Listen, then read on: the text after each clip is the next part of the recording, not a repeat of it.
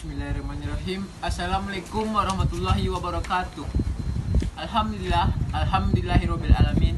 Assalatu wassalamu ala asyrafil anbiya'i wal mursalin wa ala alihi washabihi rasulillahi ajmain. Amma ba'du. Puji syukur kita ucapkan kehadiran Allah Subhanahu wa taala yang mana beliau telah melimpahkan rahmat dan karunia-Nya sehingga kita dapat berkumpul dan melaksanakan kegiatan presentasi bahasa Indonesia pada hari ini. Selawat beserta salam tidak lupa kita berikan kepada arwah junjungan kita, yakni Nabi besar Muhammad SAW, dengan hantaran kata Allahumma sholli ala Muhammad wa ala ali Muhammad. Untuk mempersingkat waktu, pepatah mengatakan tak kenal maka tak sayang. Maka saya dan kedua rekan saya akan memperkenalkan diri terlebih dahulu. Dengan saya sendiri, Muhammad Zaki Ananda, dan dua rekan saya ada Randy Sihombing dan Azahra Yusfa. Oke, langsung saja kita mulai kegiatan presentasi kita pada hari ini yang diawali dengan yang akan dibacakan oleh Randy dan Azahra. Kepada Randy dan Azahra, waktu dan tempat dipersilakan. Baiklah, saya akan mempresentasikan yaitu teks prosedur. Yang pertama yaitu teks prosedur. Pengertian teks prosedur. Teks prosedur adalah teks yang berisi cara, tujuan untuk membuat atau melakukan suatu hal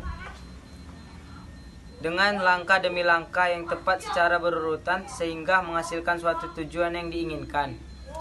Yang kedua yaitu ciri-ciri teks prosedur. Ciri-ciri teks prosedur ada 8. 1. Berisi langkah-langkah atau cara pembuatan. 2. Yaitu menggunakan kalimat perintah. Yang ketiga yaitu terdapat penjelasan yang sangat detail. Yang keempat ada menggunakan kata konjungsi. Yang kelima menggunakan kata kerja aktif, dan yang terakhir menggunakan kata keterangan. Yang ketiga, di sini saya akan menjelaskan tujuan teks prosedur. Tujuan teks prosedur adalah untuk memudahkan pembaca maupun pendengar agar dapat mengikuti langkah-langkah atau perintah dari isi teks yang akhirnya bisa sesuai keinginan pembaca maupun pendengar.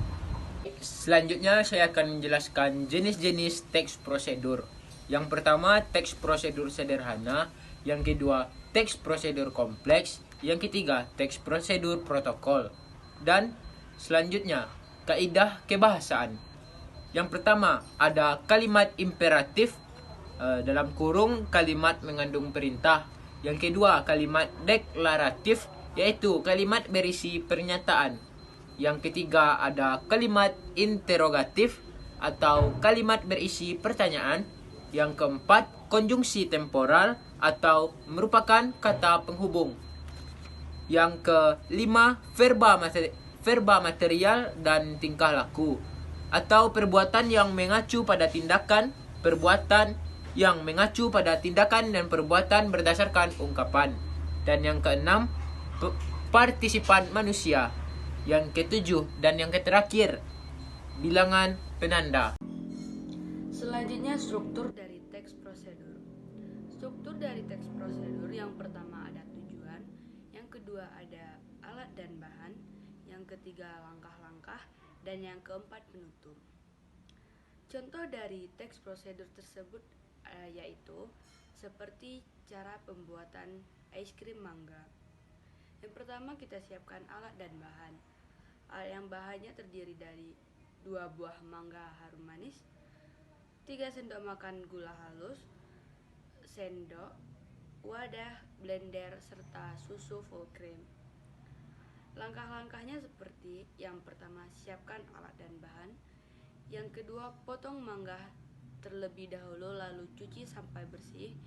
Yang ketiga, potong-potong mangga menjadi dadu, lalu masukkan ke dalam chopper atau blender. Yang keempat, masukkan susu full cream. Jika mangga kamu tidak terlalu manis, boleh tambahkan gula atau susu. Yang kelima, blender halus semua bahan, lalu masukkan ke dalam freezer selama semalaman sampai membeku.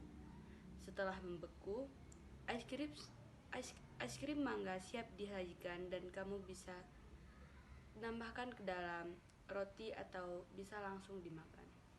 Baiklah, sekian presentasi dari kami. Apabila ada kesalahan atau kekurangan, kami mohon maaf. Kami akhiri dengan wabillahi taufiq wal hidayah. Assalamualaikum warahmatullahi wabarakatuh.